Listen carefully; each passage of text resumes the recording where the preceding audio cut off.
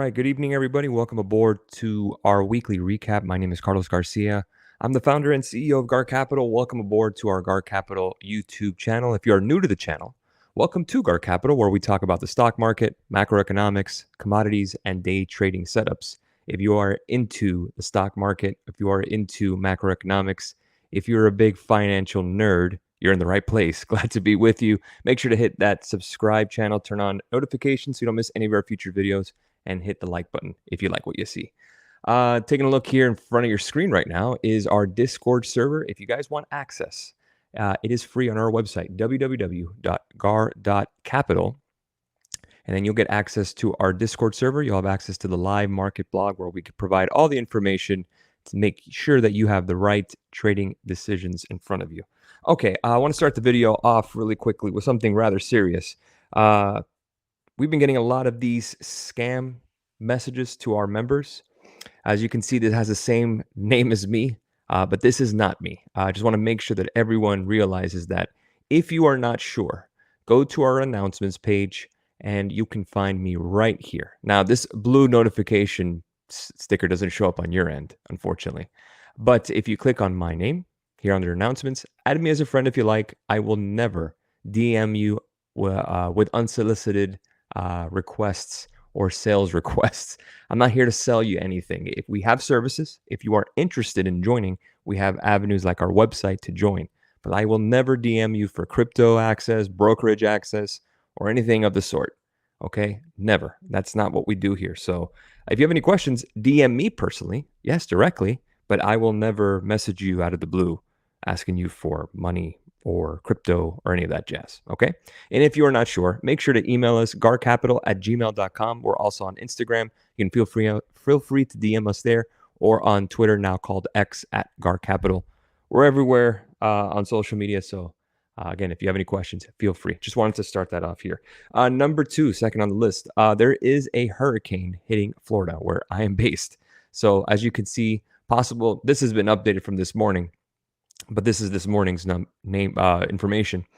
Looks like we're going to be a Category 3 hitting Florida. So Tampa's going to get hit first. I'm in Central Florida, so looks like we're right in the target zone. What does that mean exactly? Good news about Gar Capital is that it's just not me working here. I have a whole team of great team members that are going to help out, and they are other parts of the country. They're not just in Florida. So that's good news. So it's not like everything is going to stop here at Gar Capital. We're still going to work. Obviously, we hope that the electricity doesn't go out or anything like that too crazy. But again, day by day, we'll see how the hurricane goes and we'll go from there. All right, let's go ahead and go over the week's results in terms of option signals. Wasn't the best this week. This past month, we did great. 84% win-loss. So again, we have a barometer. We know what we're looking for. 80% win-loss. This week, not so much. And looking at it here, Meta 600 calls did great. 30%. NVIDIA calls we're still holding. Some Google and DraftKings. Tesla did not work out for us. The 280 calls due to Tuesday's fall that we had with the Iran-Israel conflict. That dropped the whole market on Tuesday. And then the delivery numbers came in weaker than expected. The goal of Tesla was to actually play the run-up, get in on the breakout, on the momentum, and then sell before the deliveries number on Tuesday. But that Tuesday headline threw a wrench on everything, as Monday was pretty much choppy. QQQ calls, same thing. That Tuesday headline kind of crushed us. For our members of our options signal group, I went ahead and broke this down in terms of the recap. So again, if you want additional details on exactly what happened, what we have open, this is for our members under the Market Watch channel for option signals, okay? So again, a little more detail into there about our trades, but again, just wanted to kind of go over what we did this week. So let's talk about what we have coming up this week. We'll go to our earnings calendar and we'll see what is upcoming. So Monday, we got some Fed speakers. We have an NVIDIA AI Summit coming up on Monday. We also have PepsiCo earnings on Tuesday. Federal Reserve FOMC meeting minutes, thinking about what they were talking about in terms of the last Federal Reserve meeting where we had the 50 basis point cut.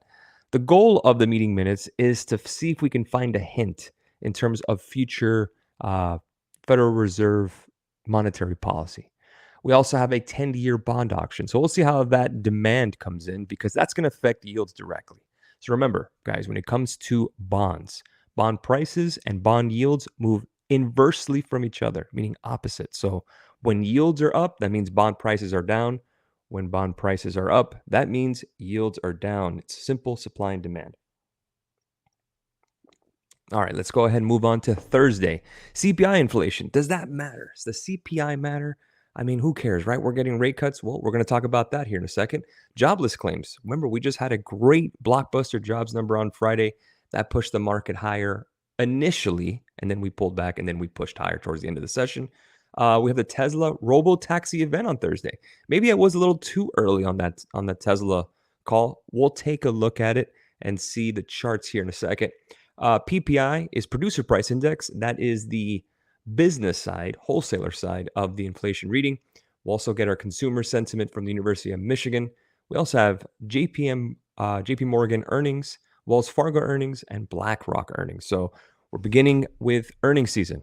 Speaking of earnings season, we also have Domino's Pizza on Thursday and Delta for all those who are interested. The rest of these I do not really look at much because the options volume isn't really there. So again, we always want to trade options contracts, guys, that are in demand. We want to buy something and flip it as soon as we can. All right. So let's go ahead and start with the week ahead. We'll start with Monday. And with Monday starts a new week. Even though futures are open, you can see pretty much flat at this moment. We're a little higher on the NASDAQ, but it's pulling back now. Let's take a look at the S&P 500 on the future side. You can see breakout above 57.27. 57.17, excuse me. We're still above the 20-day moving average, knocking on the door of all-time highs on the future side for this December contracts of 58.30. The question remains, do we get above there and do we break out?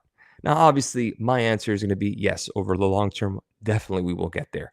But the only thing that's concerning here in terms of possible issues is that if we have a strong labor market, remember that NFP number that was pretty strong, over 220,000 jobs added, I believe? That means that rate cuts in the future may not be as much as traders want. Again, traders and investors want cheap money as soon as possible because that leads to speculation. That leads to higher asset prices, or what we call in textbooks inflation. But again, everyone wants to see inflated stock prices and house prices if you're a homeowner, but they want the cost of gas going down. Yes, this is the human element of economics. We're just weird that way. We want cheap gas, we want cheap burgers, but we want stocks at the S&P at 7,000 with our house is worth millions of dollars. That's just how we roll. That's how we roll in America. So with that being said, what I was talking about in terms of the jobs number being high and rate cuts not coming in as quick or as much as we want, that would be considered a no landing scenario. What does it mean? No landing, N-O landing scenario. That means that inflation has been defeated, right? Because inflation has been subsided while rate cuts are coming in, and yet we do have GDP growth and strong employment. So pretty much like the Goldilocks, well, not Goldilocks yet, but the scenario of that tightening is probably still going to still be around. Now, we're not in a tightening period anymore, guys. The Federal Reserve already cut 50 basis points. Let's just say, for example, for argument's sake, the Federal Reserve did not cut in November. That would probably be a problem for the market because it is expecting rate cuts. And when the market doesn't get what it wants, it throws a tantrum, meaning selling. So keep in mind at some of the risks out there. So with that being said, here on the S&P 500, if we break below 57.17, we have a rollover gap of between different contracts, price differentiations to 56.35. That's probably a scenario if we get additional weakness, again, a pullback or so, we break the 20-day, that's what I'm looking for. Or we actually retest that 20-day and play a pop. Again, possibly we lure in some bears for a bear trap. Again, anything is possible with this tape going back and forth. Remember, we still have an election coming in less than 30 days. The market is a little antsy. Everyone wants to know what's going to happen. A no landing scenario means that the bond market and more supply of bonds equals higher rates. So let's say we don't do a landing scenario. Jobs are too strong for us to cut rates even further. Again, we're still offering bonds. We have a 10-year bond auction this week. If the demand isn't that great because we're going to get lower rates, that means rates are going to go higher. So we've been getting a little bit of a pop on a 10-year treasury yield. We're near 4% again, even though we got 50 basis points. So We need to see inflation this week. CPI is going to be important. We need that to be less than expected so the Fed can still cut rates without having the excuse of jobs numbers are too strong. So if inflation is continual to go down, then there's a justification of possibly another 25 basis points, if not another 25 basis points. Now, there's some calls out there that will still get both, and there's some calls that might be the last rate cut of the year. Anything is possible. Again, all we need to know is to see what the data comes in and the hints from the Fed meeting minutes. So again, we want to be at least understanding the background of when things happen and why they happen. So we have two doors here that, let's say inflation is a little stronger than expected, then rate cuts are probably not going to happen in November. The market might throw a little tantrum in October. So we just need to be cognizant of that. If inflation comes in better than expected, then we're going to go higher because that means that the Federal Reserve has their mandate or excuse to lower interest rates because the 2% inflation mark or area is getting close, let's just say. If you guys have been with me here doing the YouTube channel, we've been talking about interest rates since 2022 with the inflation scare. We talked about how important lower interest rates and lower dollar means and the CPI handles as they go down. We have videos, tons of them from our YouTube library, so feel free to check them out if you have the time. So we got some catalysts for some bullish scenarios. Again, inflation with CPI goes below 2%. That jobs number being strong, it isn't that much of a risk to inflation, so that's what we're looking at. Possibly a Goldilocks scenario from 1997. Google Bill Clinton's economy, you'll know what I'm talking about. So again, that's kind of what we're looking for in the macro sense. Looking at NVIDIA's AI summit. What does that mean for price action? Well, you can see here, we got this wedge forming and we are breaking out above it, and it is a pretty bullish candle here on the daily. Now we're just looking for 130. If we can get to 130, we'll see if that breakout is actually confirmed. All-time highs would be next. If we can crack above 130, you can play calls up to 135 to 140. Now, let's say this AI event isn't as great as people expect, or the price action goes down. You have a gap to fill here at 119.60. You got to hold these converging, big word, moving averages right around that 117 to 116 area. Bottom line, I think we go higher. I think we march a continual higher, 130. Interest rates are not a big deal to NVIDIA. NVIDIA's big risk to me is that 20% of their revenue generation comes from one customer, Microsoft. So make sure Microsoft is having great numbers so they can do the CapEx to continue to pay NVIDIA for their chips. Speaking of Microsoft, we're starting to get very close to this trend line here, or really this upward channel, and we start breaking down below this 200-day moving average of around 416.06. Then we have a possibility of 400 to around that 390 zone. Now, why do I think that's important? That will be your buy zone for this company. Again, Microsoft has a fortress balance sheet and obviously great management. But again, at the end of the day, with lowering interest rates, Microsoft is as steady Eddie as it gets. With lowering interest rates, that means other companies, small caps, high beta caps, high beta stocks, meaning those small aggressive companies, the SoFis of the world, those upstarts, and for example, they're going to catch more bids while the Mag 7 or the big mega cap tech may take a step back. So just be on the lookout for like the names like Apple, Amazon, Microsoft, and those names. They might be pulling back, not because they're bad companies, but because the attraction of flows may be going elsewhere when money gets cheaper. Now, that does sound like a word salad, but feel free to scroll back and listen to that one more time for your notes. So we got the calendar set up in terms of what we're looking for. Again, Fed meeting minutes, CPI inflation. Let's take a look at the Tesla chart ahead of the robo-taxi event. Now, I was looking for a break above 265.58. We rejected there. Possible double top. Hell, possible quad top. But in my opinion, I do think Tesla does go higher. We're still a breakout of this bull flag, a giant bull flag, let's just say. But it bounced right off the 20-day moving average, which is a good sign. And right here, it is looking like not the best looking in terms of textbook, but inverse head and shoulders possibly. It had to hold 235. That was the level it had to hold. But again, if we break 265.58, I still like it to this gap fill here at 288 or even around 283 to 288 zone. 280 might be a very, very important level of resistance. If that does break, we're looking absolutely wonderful on this electric car company or technology company, however you look at it. All right, so moving forward, let's take a look at PepsiCo. They have earnings this week. Let's take a look at some of the names in terms of price action of companies that are reporting. Look at Pepsi, just sideways action. Now, usually, if you're owning PepsiCo, it's really for the dividend. You're not looking for any growth. It's kind of hard to add soda drinkers or chip eaters with Frito-Lay. People like what they like. So that's where we are in terms of PepsiCo. I don't think there's much edge here. You are bouncing a key level of support in terms of the weekly. So with that being said, PepsiCo would look like it's going to go higher. But other than that, there's not much edge here. I wouldn't expect the world. Let's take a look at Delta Airlines. Possible double top here. Now, break of 52.50 would be nice. Again, we can take a look at the 53 calls. But looking at it here, we're still above the 20-day. The last thing I want is us to chop here and playing calls. So I'd rather be neutral here. I'm rather neutral here on Delta.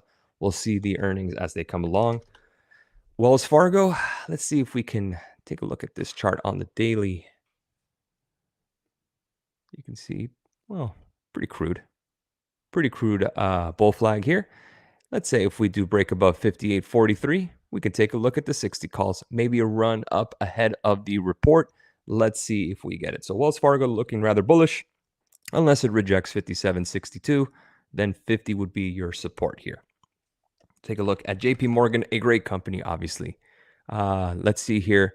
Upward channel, bouncing off of the key level of support of that upward channel. Break above 215. Take a look at the 220s so far in terms of technicals. JP Morgan looks like we are going to continue for more upside. Let's see in terms of earnings. Who else do I got? Wells Fargo, BlackRock. Well, BlackRock doesn't have tons of volume. JPM, okay. So we went over those two. Good, good. Anything that stands out here that I missed? Jobless claims, PPI. Again, we have the storm coming. Let's see. This is some good news here. The S&P 500 is up nearly 35% year over year the past 12 months. This is one of the best 12-month rallies that we've had ever going into quarter four. Worth noting that October higher only once out of 6 times. It was up 30% going into the fourth quarter. So possibly some weakness in October. Now, this is something I've been concerning myself with, and it's really because of the election, in my opinion. But you could see the October returns only 1 year being up over 30% heading into the new quarter, that we actually have a actual green October. Granted, I thought we would have a red September, and September was green. So this is the stock market that just defies the records, defies seasonality, and says, I don't care. So yes, we should be leaning a little lower, but earnings per share is up, stock market's up, dollars down, risk assets are catching bids. So it seems that this is just going to be a slow melt up at this point. So just a heads up for everyone that is in the server for our Signals members. Watch Listen Charts this week. I will post exactly what we're looking at this week and what we're looking to trade. I will also break down the market watch, our breakdown in terms of the game plan in terms for the week.